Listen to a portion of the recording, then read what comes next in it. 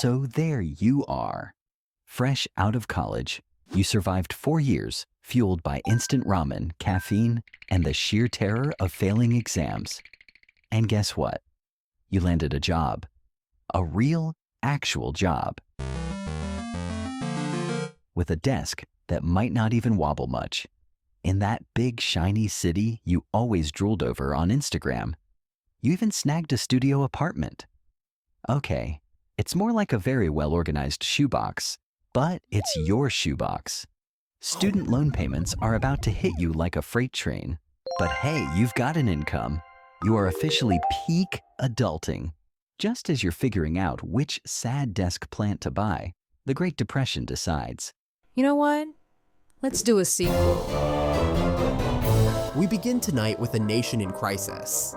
What started as a sharp downturn on Wall Street weeks ago has metastasized into a full-blown economic catastrophe, a situation many analysts are now grimly terming the Great Depression of the 21st century.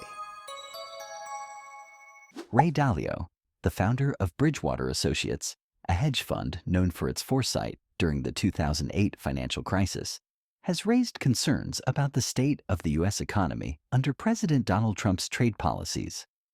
While many see the growing trade war and escalating tariffs as a precursor to a recession, Dalio warns that the risks go far beyond mere economic downturns. In a stark message, he cautioned that the U.S. may be facing a crisis worse than a recession. Does that mean there will be a recession greater than the 2008 crisis?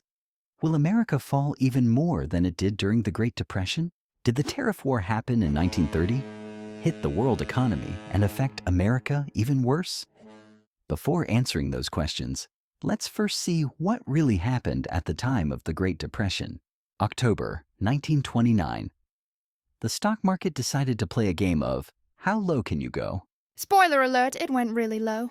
So what did this mean for common people, the regular folks just trying to, eat? The biggest thing was jobs.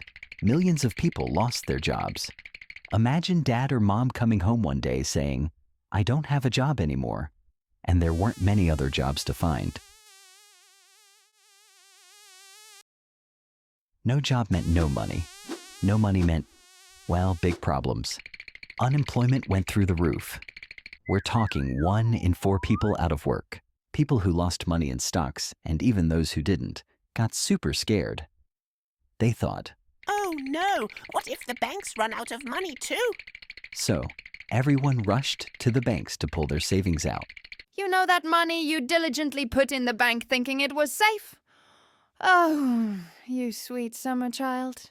When people panicked and tried to get their money out, many banks just didn't have it.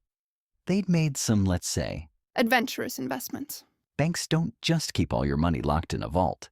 They lend it out to other people and businesses. So, when everyone wanted their money back at the same time, the banks just didn't have it. So, they just slammed their doors. Sorry, we're closed. Indefinitely. And your life savings? We'll get back to you. Now, with people losing their jobs because companies were losing money from the crash and losing their savings from bank failures, who was going to buy all these cars and radios? Not many people. So, factories had to slow down. They stopped making so much stuff. And when factories slow down, they don't need as many workers. So, more people lost their jobs. See the cycle? No jobs means no money to buy things, which means factories make less, which means more job losses. So, no job, no savings. What's next?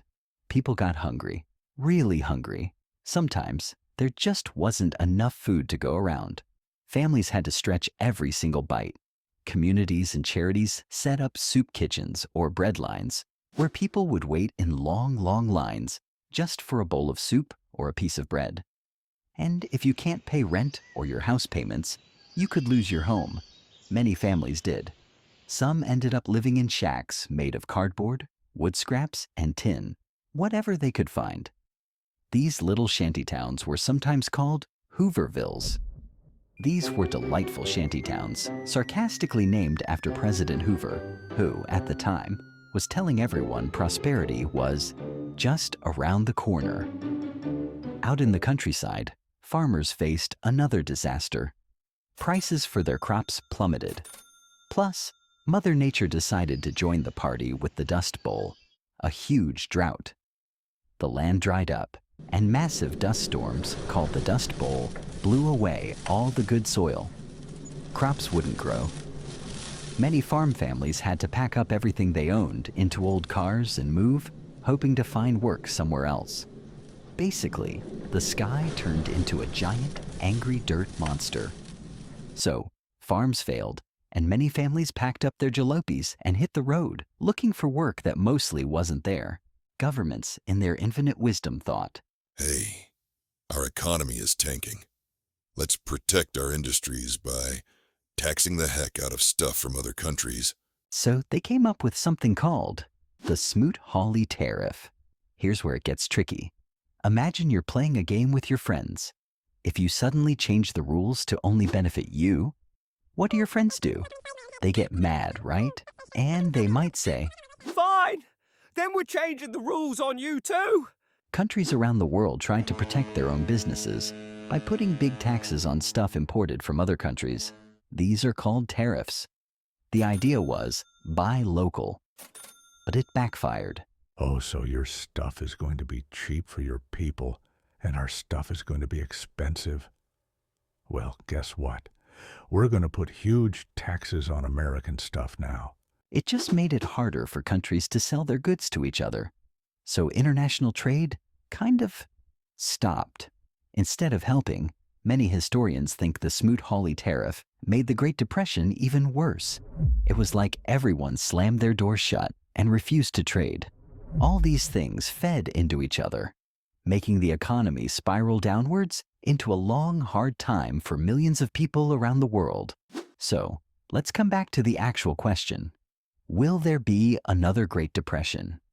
Trump has already reignited a trade war, and America's total federal debt burden recently surpassed $36 trillion larger than the entire economy.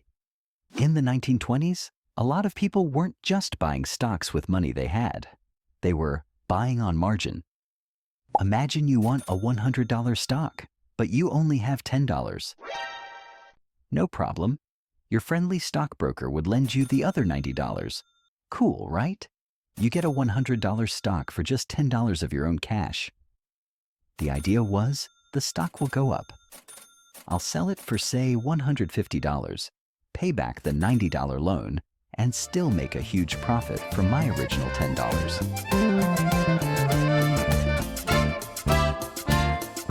I'm basically Warren Buffett's cooler older sibling. What could possibly go wrong with borrowing 9 times the money you actually possess to buy something whose value is determined by, well, optimism and fairy dust at this point? So everyone was doing it. It was like free money.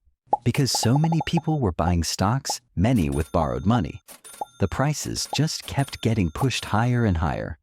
It wasn't always because the companies were actually worth that much more. It was just demand. Everyone wanted in. This is called a speculative bubble. Think of a soap bubble.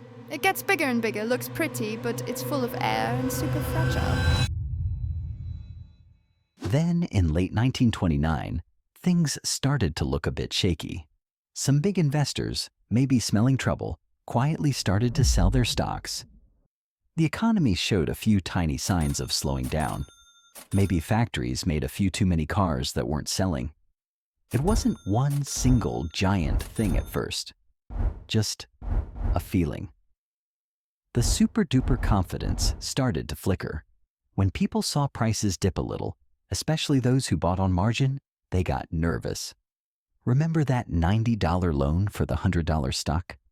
If the stock price dropped to, say, $80, your broker would say, Hey, you need to give us more money to cover your loan that's a margin call, or we're selling your stock to get our money back. So, people started selling to avoid losing even more money. And when lots of people sell, what happens to prices? They go down, and that was the starting point of the Great Depression. But let's look at today's situation, specifically the Trump administration and its relationship with China. You might remember hearing a lot about tariffs again. The idea was kind of similar to Smoot-Hawley. Hey, China is selling us way more stuff than we're selling them, and maybe they're not playing fair. Let's make their stuff more expensive to encourage American businesses and get a better deal. And what did China do? You guessed it. Just like in the 1930s, they said. Oh, really? Well, two can play at that game.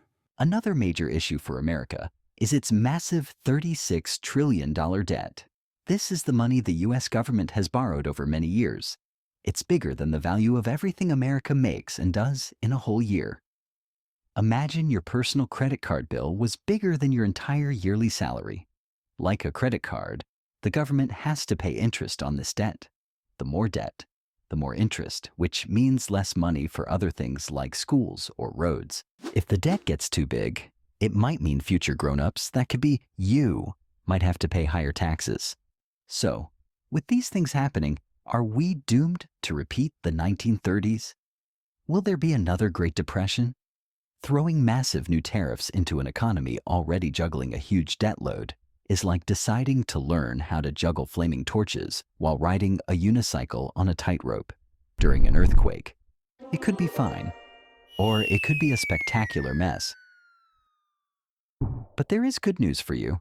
Most experts think a full-blown Great Depression, like the one from the 1930s, is not very likely. Why? Because we've learned a lot since then. We have things now that didn't exist back then. Think of bank deposit insurance (FDIC) in the US. If your bank goes bust, your money is mostly safe. We also have unemployment benefits and Social Security to help people who lose their jobs or retire. These act like cushions. The people in charge of the country's money, like the Federal Reserve in the US, have way more tools and experience. They can lower interest rates to make borrowing cheaper or even pump money into the system to keep things flowing. They messed up a bit during the 1930s, but they've studied that period intensely. Now, that doesn't mean we're totally in the clear. Those things you mentioned, trade tensions and high debt, are serious challenges. They could make the economy weaker. They could lead to a recession for a while and people might lose jobs. Recessions are more common and way less severe than a depression, but they still hurt. Think of it like this. The Great Depression was like a catastrophic, once-in-a-century megastorm. Today, we have better weather forecasting, stronger buildings, and better emergency response. So while we might get some bad storms, a full-blown megastorm is less likely. So the short answer, another Great Depression? Probably not. Reasons for concern and potential for a recession? Yes, definitely. The Great Depression tested everyone, but it also showed incredible resilience and the power of people sticking together through hard times. People leaned on each other to get through the hardest times, neighbors helped neighbors, and communities stayed strong. When the world fell apart, they held on. Game over was never an option.